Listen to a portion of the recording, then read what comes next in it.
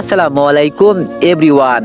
ভার্সিটির senior ma'am গল্পের দ্বিতীয় পার্ট। তো চলো বেশি কথা না কইয়া গল্প শুরু করা যাক। বাইরে যেতেই রুদ্র বলল, মামা আমাদের ক্লাসে নতুন একটা মেয়ে এসেছে, আমার মনে হয় এটাই সেই মেয়ে। আমি রুদ্রর কথা কানে না নিয়ে কলেজের মাঠের মাঝখানে চলে গেলাম। এক পা উঁচু করে এক পায়ে দাঁড়িয়ে কান ধরে দাঁড়ালাম। ওরা আমার এই ব্যবহার দেখে অবাক হয়ে গেছে। রুদ্র আমার কাছে দৌড়ে এসে বলল, কিরে মামা, তোর মাথা খারাপ হয়েছে? কি করিস এগুলো? কলেজের বারান্দা থেকে আওয়াজ আসলো, যদি ওর সাথে তোমরা যুক্ত থাকো তাহলে তোমাদের ঠিক একই অবস্থা হবে, পা উঁচু করে দাঁড়িয়ে থাকতে হবে। এখন সিদ্ধান্ত তোমাদের, ওর সাথে থাকবে নাকি ক্লাসে যাবে। রিয়া ম্যাডামের কথা শুনে ওরা সব কয়টা চিন্তায় পড়ে গেল। এতগুলো ছাত্রের সামনে কান ধরে দাঁড়িয়ে থাকা বিষয়টা খুব লজ্জাজনক। এজন্য ওরা এক এক করে চুপচাপ মাথা নিচু করে চলে যাচ্ছে। রুদ্র শুধু বলল, বন্ধু আমি আছি তোর পাশে, তুই চিন্তা করিস না। আমি বললাম, না তোর থাকতে হবে না, তুই যা, সমস্যা নেই, আমার কিছু হবে না। তবে আমার এই ছোট্ট জীবনে এই দিনটার কথা আজীবন মনে থাকবে। আমি এর প্রতিশোধ না নিয়ে ছাড়বো না, হোক সে ম্যাডাম আর দেশের প্রধানমন্ত্রী। রুদ্র বলল, তুই যে কি বলিস মাঝে মাঝে এটাই বুঝি না। এখন চল বাইরে যাই, ম্যাডাম তো নাই এখানে। আমি বললাম, এক কাজ কর, আমার জন্য দোকান থেকে একটা সুপারগো এনে দে। রুদ্র বলল, এটা দিয়ে আবার তুই কি করবি? আমি বললাম, যাই করি তুই এনে দে প্লিজ।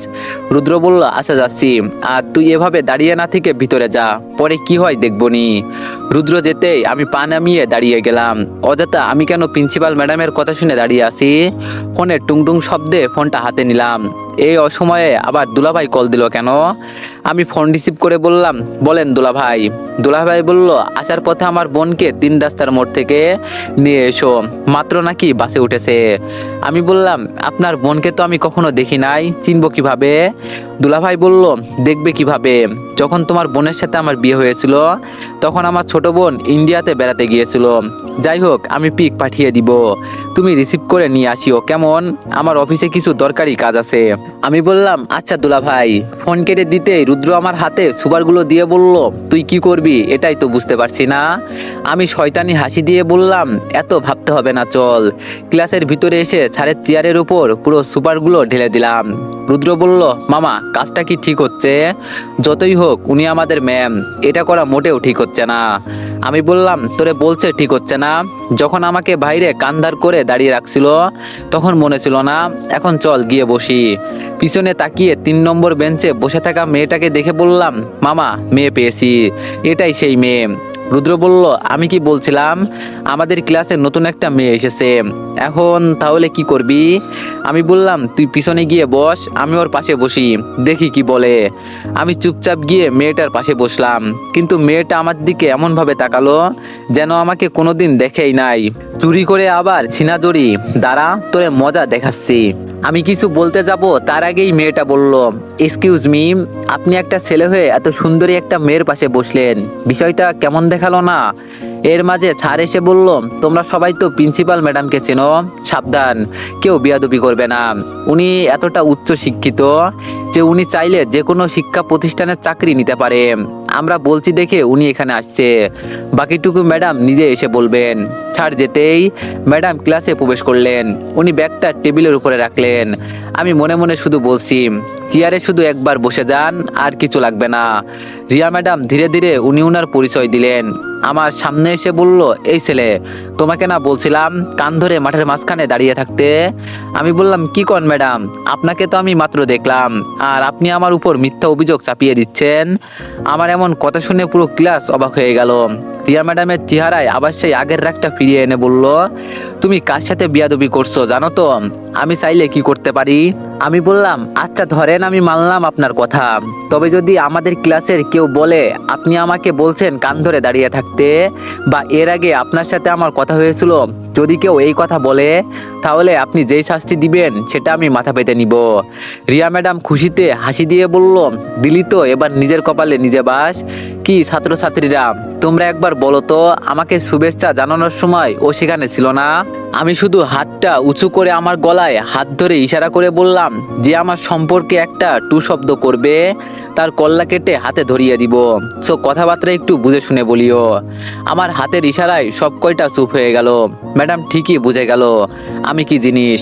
উনি আর কথা না বাড়িয়ে আমাকে বসতে বলে বলল, তো ছাত্রছাত্রীরা, আমরা এখন পড়াশোনা শুরু করি। এটা বলেই উনি উনার চেয়ারে গিয়ে বসলেন। কিন্তু উনি কিছু একটা বুঝতে পেরে দাঁড়িয়ে গেল। কি ব্যাপার, সুপারগুলো কাজ করলো না কেন? ও শিট, এটা তো এখন শুকিয়ে কাঠ হয়ে গেল। এই আইডিয়াটাও মিস গেল। ম্যাডাম চেয়ারের দিকে একবার তাকিয়ে চোখ বন্ধ করে দিল। উনি বুঝতে পারছে এটা যদি শুকিয়ে না যেত তাহলে ওনার অবস্থা আজকে খারাপ হয়ে যেত। ম্যাডাম চোখ খুলে আমার দিকে তাকাতেই আমার বুকের ভিতরে ভূমিকম্প সৃষ্টি হতে লাগলো। উনি ভালো করেই বুঝে গেছেন এই কাজ কার। ভাবছিলাম হয়তো রেগে যাবে, কিন্তু হাসি মুখে ক্লাস করাতে লাগলো। তবে আমাকে কিছু একটা বোঝাতে চাইছিল, আমি এটাও বুঝি নাই। রিয়া ম্যাডাম ক্লাস থেকে বের হয়ে যেতেই আমার সাথে বসে থাকা মেয়েটি কান্না মিশ্রিত কণ্ঠে বলতে লাগলো, দেখুন আমাকে মাফ করে দেন, আমি ভুল করে ফেলেছি। কি করব বলেন, পেটের যন্ত্রণায় এইসব করি। যার এই পৃথিবীতে বাবা মা কেউ নেই সে বোঝে। মেয়েটার কথা শুনে ওর উপরে থাকা রাগ সাথে সাথে মাটি হয়ে গেল। এতিম একটা মেয়ের সাথে আমি কেন এমন করছি? 1-2 হাজার টাকা নিয়েছে তো কি হয়েছে? আর রাতে তো আমাকে কেউ দেখেও নাই। আমার সব কয়টা বন্ধু আমার সামনে এসে মেয়েটাকে বলল, তুই আমাদের বন্ধুকে রাতের আধারে এক অবলা নিরীহ শিশু পেয়ে এই পর্যন্ত বলে সব কয়টা হাসতে লাগলো। আমি মেয়েটাকে বললাম, তুমি এখন বাসায় চলে যাও, আর কেউ তোমাকে কিছু বলবে না। যদি বলে তো আমাকে বলবে, ঠিক আছে? মেয়েটা আচ্ছা ভাইয়া বলে চলে গেল। রুদ্র বলল, কিরে তুই ওকে এভাবে যেতে দিলি? আমি বললাম, কি করব, বেচারি বাবা মা কেউ এই পৃথিবীতে নেই। রুদ্র বলল, আমার তো মনে হচ্ছে মেয়েটার সবকিছুই আছে, নাই শুধু তোর। দেখ তো তোর প্যান্টের পকেটে মানিব্যাগ আছে কিনা। রুদ্রের কথা শুনে আমি পকেটে হাত দিলাম, কিন্তু পকেটে আমার মানিব্যাগ নাই। যা শালা, মেয়েটা আবারও আমাকে বোকা বানিয়ে দিল। রুদ্র বলল, আমরা কিছু বললে উল্টা বকা দিবি আমাদেরকে। তোর জন্য একটা চ্যালেঞ্জ দিয়ে আসছি। আমি বললাম, কি বল শুনি। পাভেল বলল, আমরা সব বন্ধুরা মিলে তোরে 1 লাখ টাকা ম্যানেজ করে দিব যদি কাজটা ঠিক মতো করতে পারিস। আমি বললাম, এত টাকার বিষয়, কাহিনী কি বলতো? রুদ্র বলল, যত টাকা বেশি তত পরীক্ষাও কঠিন, কিন্তু কি আর করব, তুই যেহেতু আমাদের বন্ধু তোর জন্য সুযোগ করে দিলাম। কাজটা করে দে, 1 লাখ টাকাও পাবি, সাথে যা খেতে চাস তাই পাবি।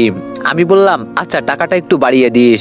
যা, আমি তোদের চ্যালেঞ্জ গ্রহণ করলাম, বল কি করতে হবে।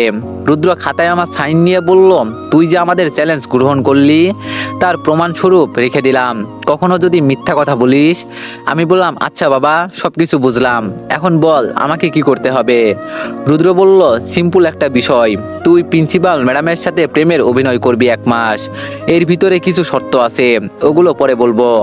আমি বললাম, পাগল হয়ে গেলি তোরা, কি উল্টাপাল্টা কথা বলিস? ওনাকে দেখলেই মন চায় ওনার মাথা ফাটিয়ে দিই। কত বড় সাহস, আমাকে মাঠের মধ্যে কান ধরে দাঁড়িয়ে রাখে।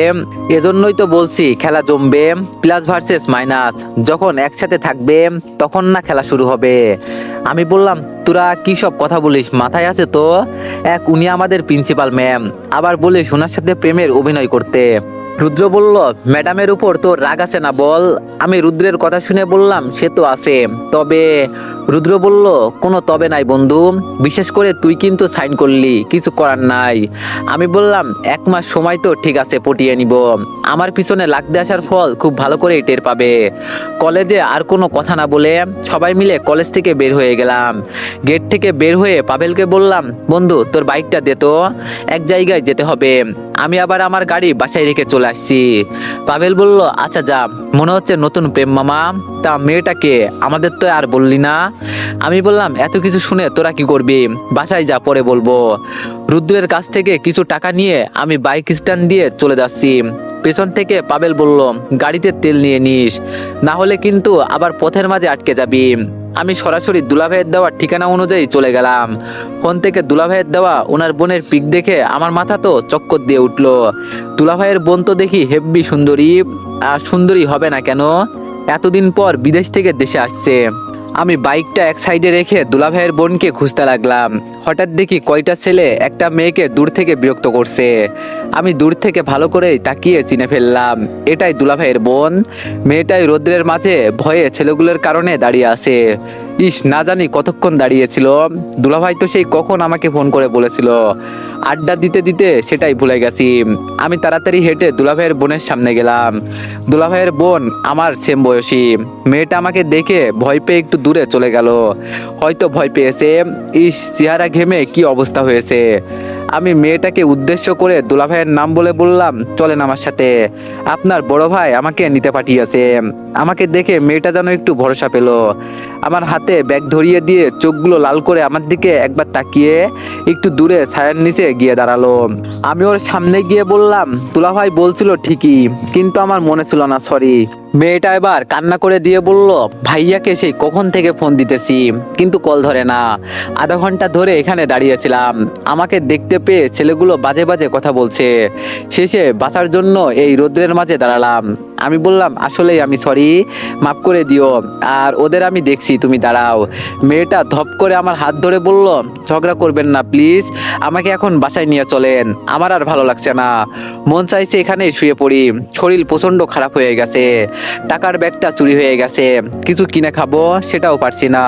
আমি সামনে একটা দোকান দেখে বললাম, চলো ওখানে কিছু খেয়ে নাও আগে, আমার কাছে টাকা আছে।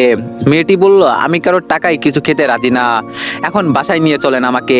আমি পকেট থেকে 1000 টাকার একটা নোট বের করে মেয়েটার হাতে দিয়ে বললাম, পরে আমাকে দিয়ে দিও। মেয়েটা আর এক মুহূর্ত না দাঁড়িয়ে দোকানের কাছে চলে গেল। দোষ তো আমি করেছি, ওর কোনো দোষ নেই। আমার কারণে ও এতক্ষণ এখানে দাঁড়িয়েছিল। দুলাভাইয়ের বোন বিস্কুট খাচ্ছে। এর মাঝে মেয়েটিকে বিরক্ত করা ছেলেগুলো এগিয়ে আসলো। এটা দেখে আমার মাথা গরম হয়ে গেল। আমি থাকা অবস্থায় ওকে বিরক্ত করছে। আমি ছেলেগুলোর দিকে এগিয়ে গিয়ে বললাম, কি পছন্দ হয়েছে ওকে, তুলে নিয়ে যাবে নাকি? দুলাভাইয়ের বোন আবার আমার হাত ধরে বলল, ভাইয়া আমাকে বোকা দিবে ঝামেলা করলে, চলেন এখান থেকে। আমাকে দোকানের সামনে থেকে দুলাভাইয়ের বোন টেনে নিয়ে এসে বলল, ঝগড়া করে আর কি হবে, ভাইয়া আমাকে আগেই বলে দিয়েছে আপনার মাথা নাকি সবসময় গরম থাকে। আমি চোখ বন্ধ করে নিজের রাগকে কন্ট্রোল করে বললাম, যদি আমাকে টেনে নিয়ে না আসতে তাহলে আজকে কিছু একটা তো হয়েই যেত। দুলাভাইয়ের বোন বলল, বাদ দেন, ঝগড়া করে লাভ নেই, এখন রিক্সা ডাকেন, যেতে তো হবে। আমি বললাম, চলো, আমি বাইক নিয়ে এসেছি। দুলাভাইয়ের বোন বলল, কি বাইক? আমি বললাম, কেন, ভয় পাও নাকি? চলো। বাইকের কাছে যেতেই বলল, আমি মিমি চৌধুরী, আপনার নামটা? আমি বললাম, নাম জানা কি খুব জরুরি, আগে বাসায় চলো, পরে সবকিছু বলছি। মিমি বলল, কিন্তু আমি তো এর আগে কখনো বাইক দিয়ে কারোর সাথে যাই নাই, এখন কিভাবে আপনার সাথে? আমি বললাম, জামাই মনে করে উঠে পড়ো, কিছু হবে না। আমার কথা শুনে মিমির গাল লজ্জায় লাল হয়ে গেল। মাথা নিচু করে বলল, সিসি, এইসব নোংরা কথা বলেন কেন? এখন বলেন আমি কিভাবে উঠব? আমি বললাম, আমার হাত ধরো, আমি তুলে দিচ্ছি। মিমিকে বাইকের উপর তুলে বললাম, ভাবছিলাম তুমি বাইরে থাকো, একটু রাগী আর অহংকারী হবে, কিন্তু তোমার ভিতরে তো তেমন কিছু খুঁজে পেলাম না, তবে তোমার ব্যবহার অনেক ভালো। মিমি বলল, কি যে বলেন না আপনি। আমি এবার চুপচাপ বাইক চালাতে লাগলাম। কিছুটা সামনে যেতেই বাইক আপনা আপনি বন্ধ হয়ে গেল। যাক শালা, পাবেল তো ঠিকই বলছিল বাইকে তেল দিতে, কিন্তু আমার তো এটাই মনে ছিল না। এখন কি করব? মিমি বলল, কি হয়েছে, থামলেন কেন? আমি বললাম, থামি নাই, কাজ তো একটা হয়ে গেছে, এখন বাসায় যাব কিভাবে? মিমি বলল, কি হয়েছে বলেন শুনি। আমি বললাম, বাইকের তেল শেষ, এক কাজ করো, তুমি রিক্সা করে বাসায় চলে যাও, আমি ঠিকানা বলে দিচ্ছি। মিমি বলল, আপনি একা একা কি করবেন? আমি বললাম, কি আর করব, সামনে একটা তেল পাম্প আছে, ওখান থেকে তেল নিয়ে যাব, তুমি বাসায় চলে যাও। মিমিকে একটা রিক্সা ডেকে দিয়ে ঠিকানা বলে দিলাম। আমি বাইক নিয়ে সামনে হেঁটে যাচ্ছি। হঠাৎ রাস্তার পাশে ফুচকাওয়ালার দোকানে নজর গেল। রিয়া ম্যাডাম গাড়ি রেখে রাস্তার পাশে দাঁড়িয়ে ফুচকা খাচ্ছে।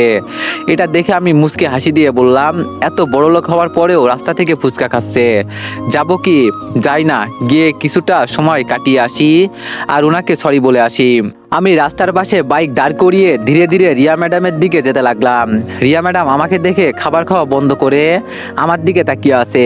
আমি রিয়া ম্যাডামের সামনে গিয়ে সালাম দিলাম। রিয়া ম্যাডাম গম্ভীর মুখে আমার সালাম নিয়ে বলল, এখানে কি করছো? আমি বললাম, ম্যাম, বাইকের তেল শেষ হয়ে গেছে, এজন্য হেঁটে হেঁটে বাসায় যাচ্ছি। আপনাকে রাস্তার পাশে দেখলাম, এজন্য ভাবলাম ফুচকা খেয়ে যাই। কলেজের ঘটনার জন্য আমি সরি। আসলেই কেউ আমার সাথে বাজে কিছু বললে আমার খুব রাগ হয়, পরে কি যে করি বলতে পারি না। আমি কথা দিচ্ছি আর এমন হবে না, প্লিজ ম্যাডাম। রিয়া ম্যাডাম বলল, প্রথমত কলেজের কথা এখানে বলবা না, আর দ্বিতীয় কথা ম্যাম বলতে হবে না। আমিও সুযোগ পেয়ে বললাম, তাহলে রিয়া বলবো।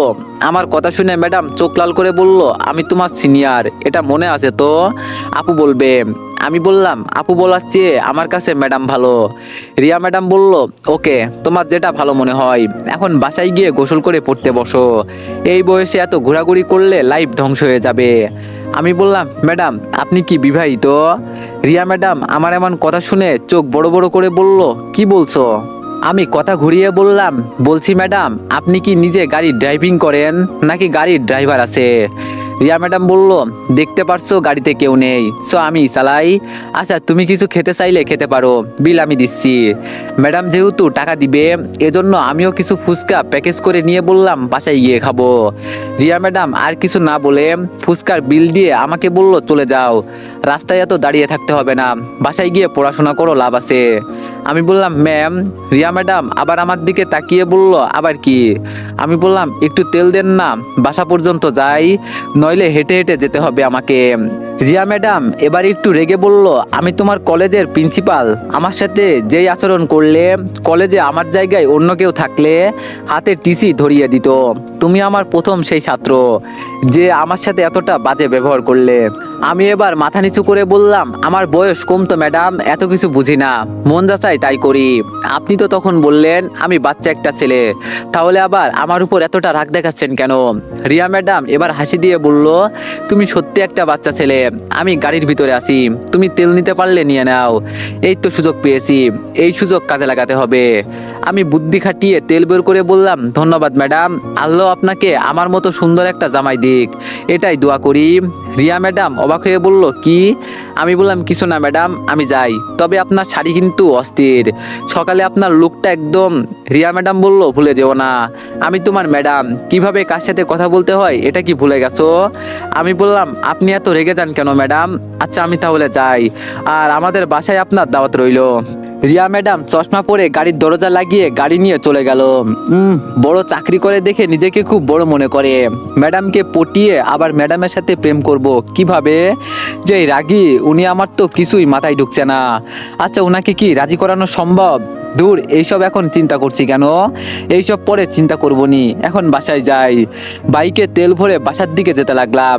বাড়ির সামনে বাইক রেখে দরজায় গিয়ে কলিং বেল দিলাম। আপু দরজা খুলে দিয়ে বলল, কোনো কাজ ঠিক মতো করতে পারিস না তুই, তোরে দিয়ে কিছুই হয় না, মেয়েটাকে একা একা ছেড়ে দিলি, যদি কিছু হয়ে যেত।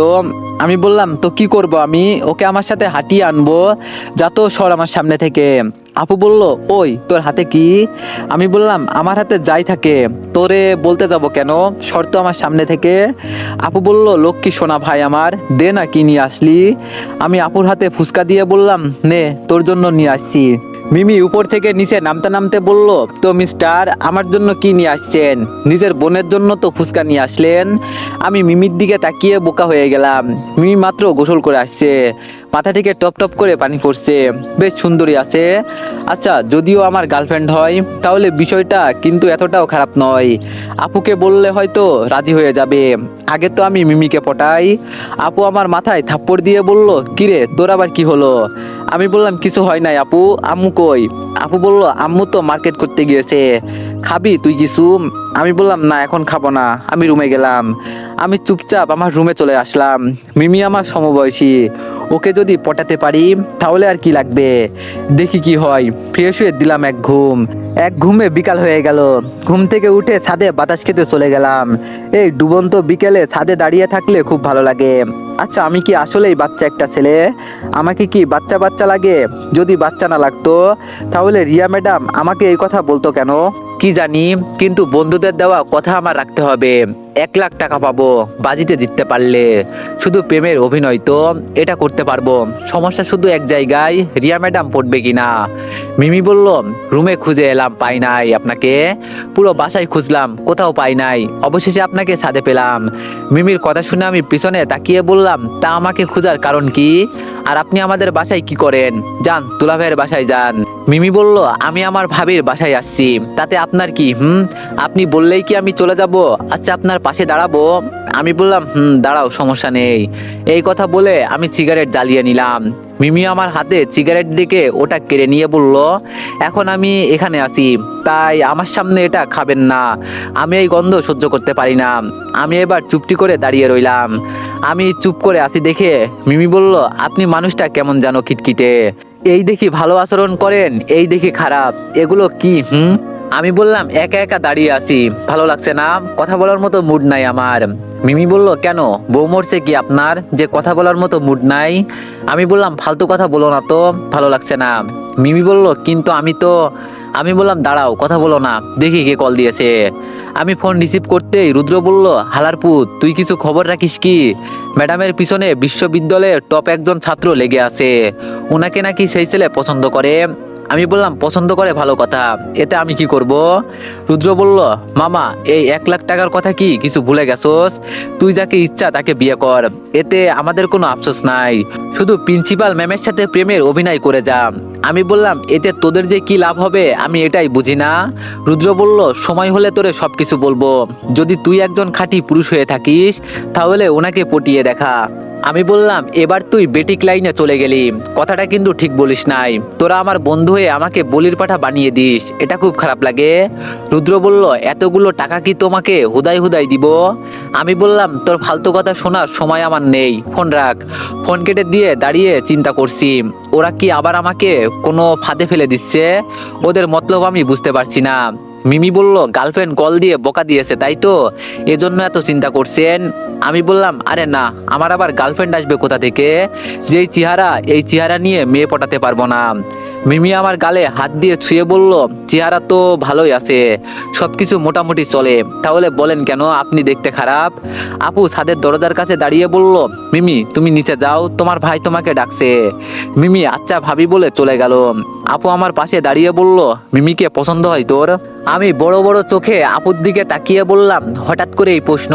আপু হাসি দিয়ে বলল, তুই তো সব সময় বিয়ে বিয়ে করিস, এজন্য মিমিকে এখানে নিয়ে আসছি, ওর সাথে চলাফেরা করে দেখ, যদি পছন্দ হয় তাহলে বিয়ে করিয়ে দিব। তো দুলাভাইয়ের সাথে আমার কথা হয়েছে। আমি বললাম, আচ্ছা দেখি, তবে আপু এত আগে আমি বিয়ে করতে চাই না। আপু বলল, ও মা, একই কথা শোনালি তুই ভাই? আমি বললাম, আপু আমি এত আগে বিয়ে করতে চাই না, আগে চাকরি করে পরিবারের দায়িত্ব নিব, পরে না হয় বিয়ের চিন্তা করব। মিমি আবার দৌড়ে ছাদে এসে বলল, ভাবি সেই ছেলেগুলো আবার বাসার সামনে আসছে, জানি না কিভাবে কিভাবে ওরা আমাকে ফলো করে এখানে চলে আসছে, বাসার নিচে সব কয়টা দাঁড়িয়ে আছে, ভয়ে ভাইয়াকে কিছু বলি নাই, এজন্য তোমার কাছে আসলাম ভাবি, ভাইয়া এইসব জানতে পারলে আমাকে খুব মারবে। আমি দৌড়ে দিয়ে নিচে নামতে লাগলাম। আপু পিছন থেকে চিৎকার করে বলছে, ভাই পাগলামো করিস না, ওদের বুঝিয়ে বললে এমনি চলে যাবে। আমি আর কিছু না বলে রুমে চলে গেলাম।